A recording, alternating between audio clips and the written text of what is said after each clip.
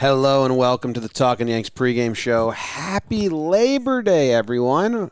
Hope you're having a fantastic time and enjoying whatever you're doing on this day. We're going to do a little quick pregame show today because we have Talkin Baseball to record, and then we got to watch the game. Jake, how you doing? Los Yanks. Jim, I'm good. BBD, yourself. Your sweet Katie. Noodle is floating around. A bunch of dogs. I can see Zach. I've got a straight shot to Zach from here and everybody live in the chat. Happy Labor Day. I hope you're going to enjoy your day. Maybe some Yankees baseball. Maybe you're going outside. Maybe you're making out with your cousin that your family doesn't know about. It is funny that you can see Zach. I have such a good shot at Zach, dude. I might, BBD, smile nicely. Zach, wave. Okay. I'm going to tweet this underneath the Talkin Yanks because I think people need to know how far away Zach is while still having... Far away, but it's like he's just glaring at me. Yeah, direct eye contact. All right, we'll go quick. We have a lineup today, yes. And I have a ton of stats. The Yankees are 12-8 on Labor Day since 2000. Yeah.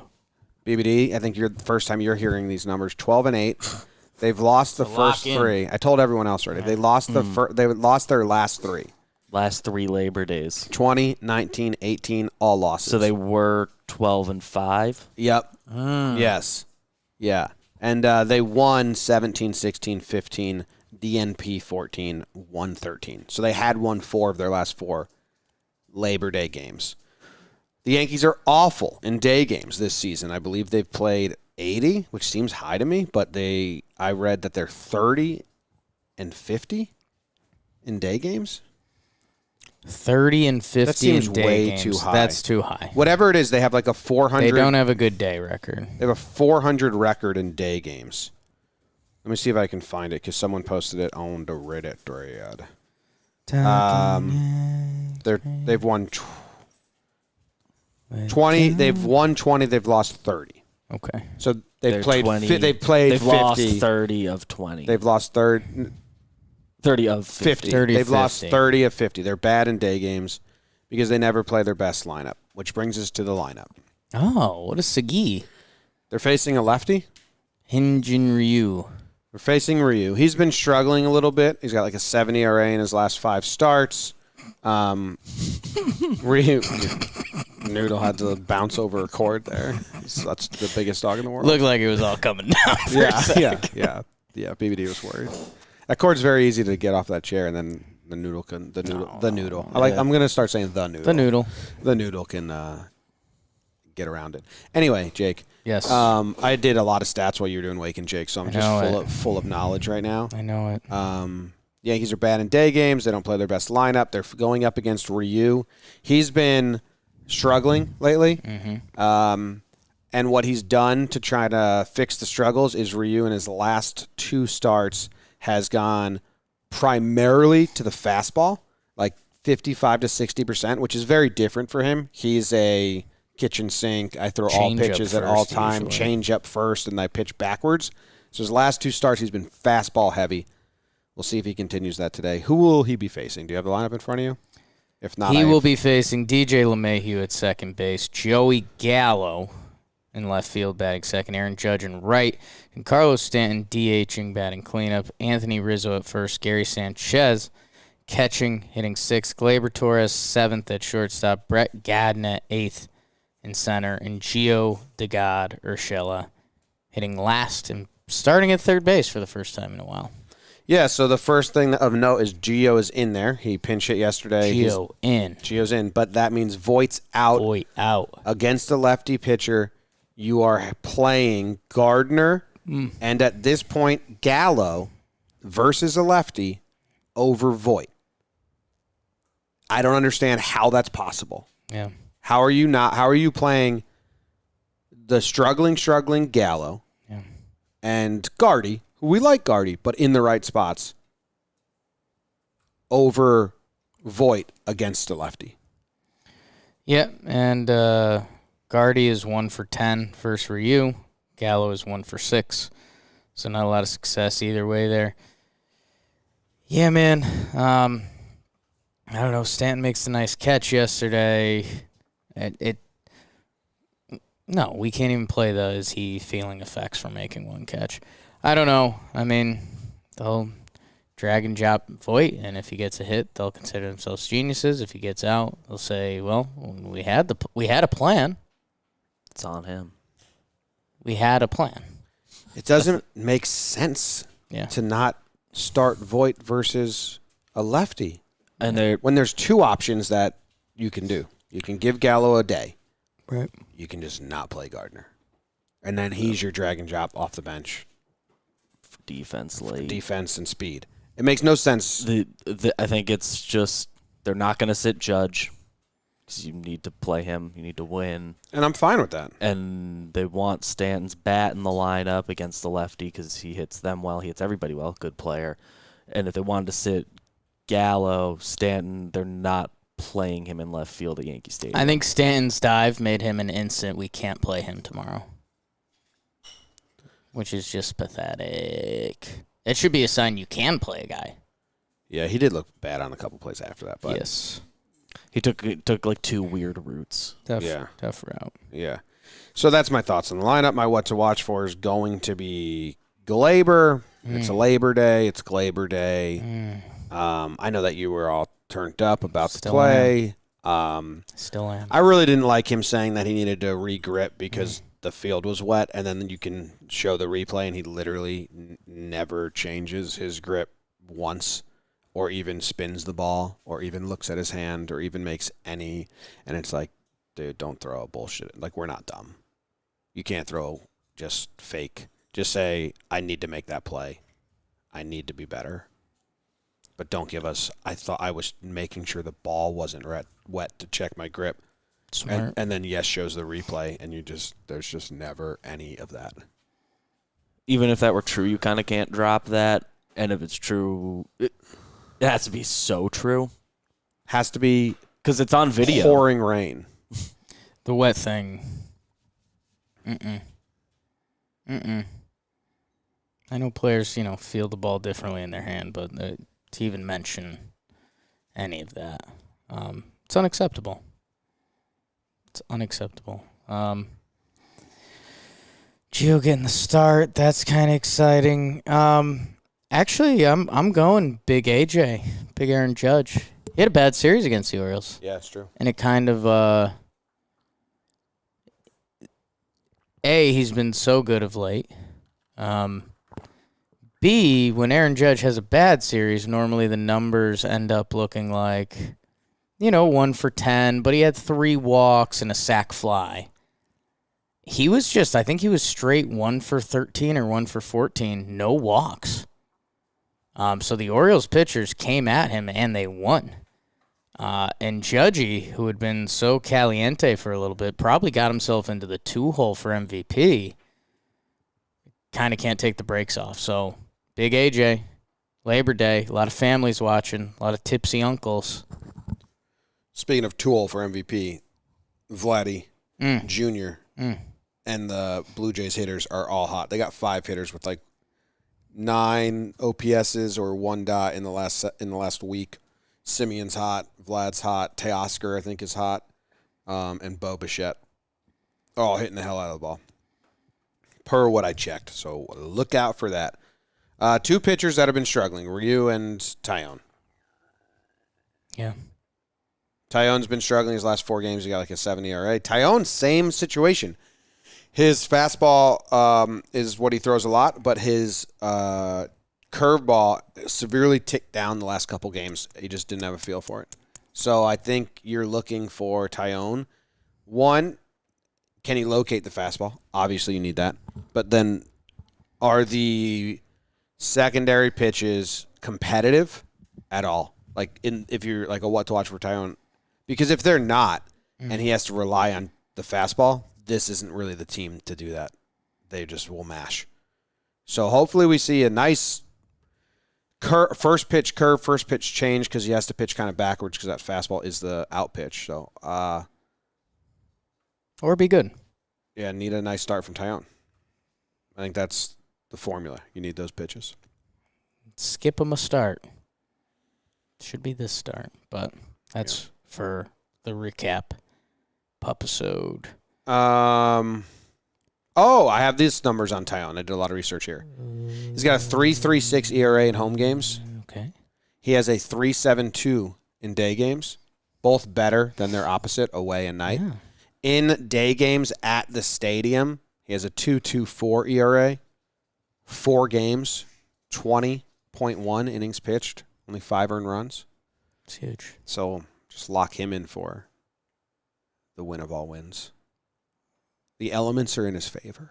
Jim, I know we're trying to keep this tight. I think we got to start making moves because we haven't even talked pitch path to victory. Which It's easy today. It's Taillon, Litke, Holmes, Chapman. Taillon, Litke, Holmes, Chapman. Yep. Taillon, Litke, Holmes, Chapman. Chad went 9? Chad went 2 innings yesterday, so they're not going to want to extend him. Wandy went 3 in a row. He's out. Abreu's an option for him and Litke to split 2 Okay. innings. But they don't really want to use Abreu because he threw 28. That's usually their number. They don't like going back-to-back on. But we are in desperate times. So I think Holmes is lasagna. I think Holmes is your I think they're going to use Litke first. I guess it depends on lanes, but I think Holmes is your 8th inning guy today. With Chapman as the closer. And lanes could matter a little more because, I mean, Springer, Simeon, Vlad, and Bichette, Teoscar are all righties. So maybe Abreu and Holmes there then, and then So you to attack that with Litke is a little. I think they're all kind of specifically righties that mash crazy. lefties. And they mash everybody. Well, then try to get some out of Abreu, but Get one from him. Litke's that Dickerson, Gurriel, Jansen, Smith lane at the bottom. I like that. Try to steal an inning there. Wandy's out, Chad's out. That's all. Right? Hope so. Homer draft, it's the Homer draft. I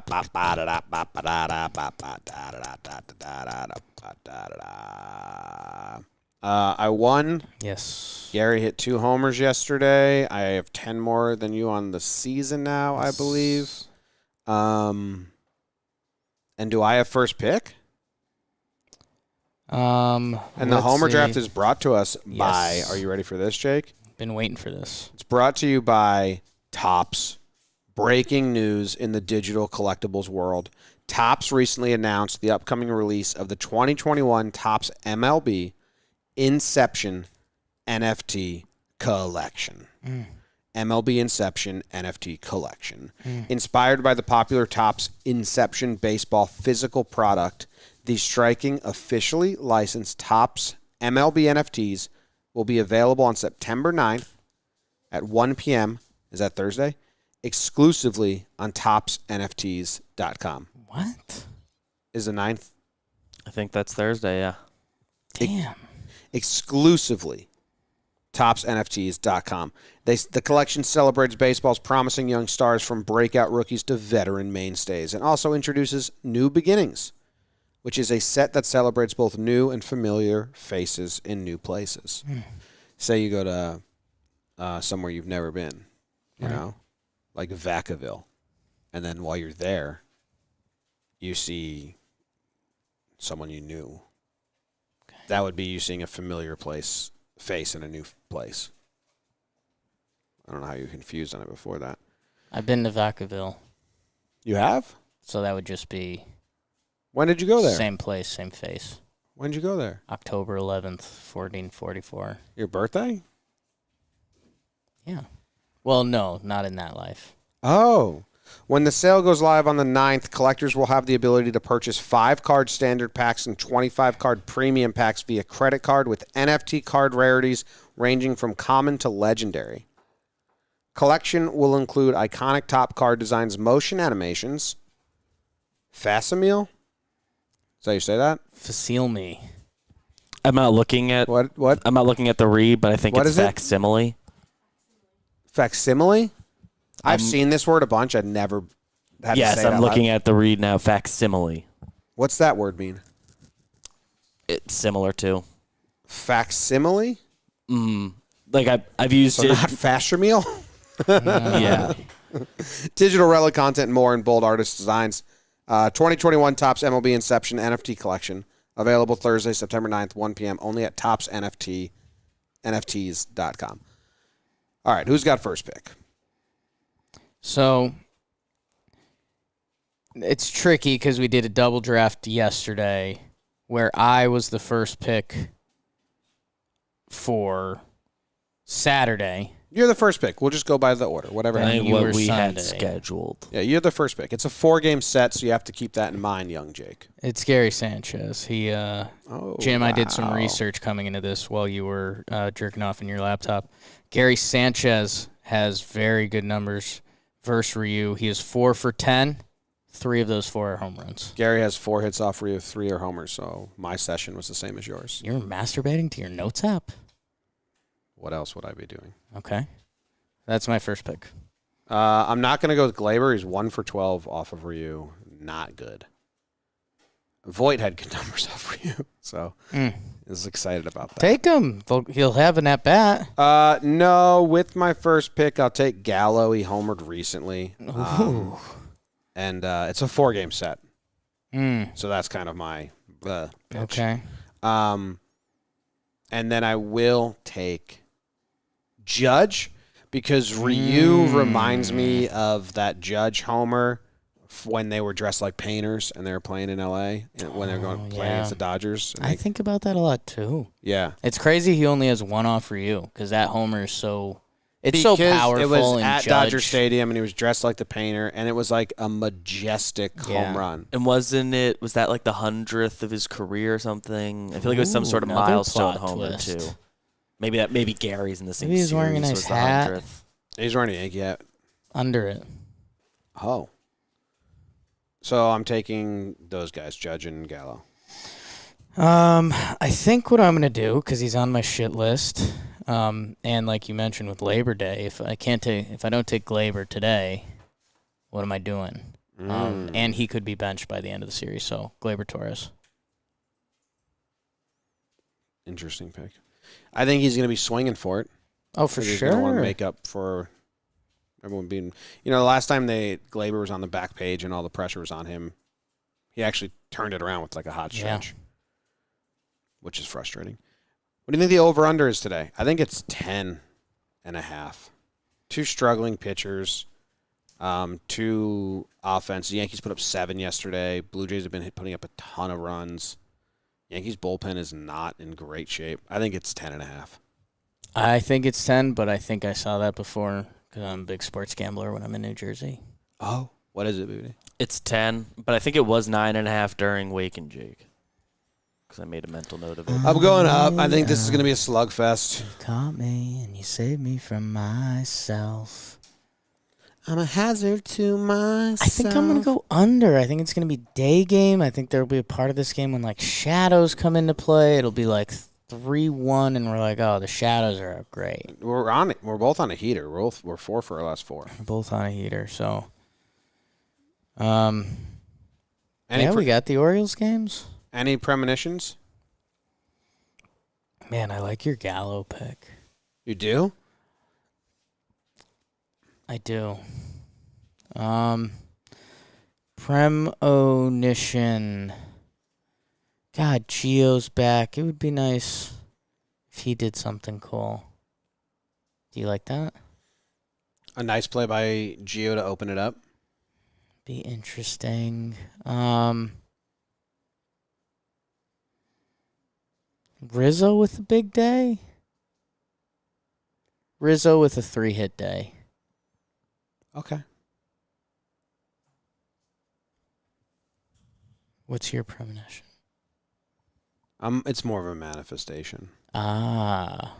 Gallo can't have a bad first at bat Mm-hmm. because nobody wants to get booed on Labor Day in a day game after a bad loss in the first inning. And if Gallo strikes out in the first inning, I think it might be the heaviest course of boos he's heard in his career. Ever, probably. That's what, in his Ever. MLB career. Or ever. Just ever. It'll be. I think if he strikes out in his first at bat, the stadium is fully I think Ready to boo. I think it'd be the. I think the state. There's a lot of stands like itching to boo because of how poor he's been playing. Yeah. So if he strikes out in his first at bat, now no one, if you're going to the game, say anything rude, but boos. I'm fine with booing. I've been saying that. I do. So I hope he gets a hit. I'm trying to manifest a walk or a hit in his first at bat because that tempers the boos for the rest of the game. Show me your boos. Because if he strikes out, the boos will be. Everyone will tweet about it. Yankees fans are classless. He has the expectations attached. People want to like him a lot, and it hasn't happened yet. Yeah. He was the big move. Yeah. Boo. Yeah. More homers than judges here, Joe Gallo. Yeah. Shows you homers ain't all. Shows you homers ain't it. Chris Carter led the league in homers one year. Chris Carter's numbers in 2017. I read them to Dan Rourke. I said, good or bad? He said, yeah, it's a good everyday player. It's a guy who deserves to be in the lineup every day, I think is what he said. Yeah, and it was like, this style, I don't know if it works. I'm very suspect of it. You suspect. That's the pregame show. If you're Goodbye. a Talkin' Baseball listener, we'll be going live 12:35-ish, maybe. Goodbye.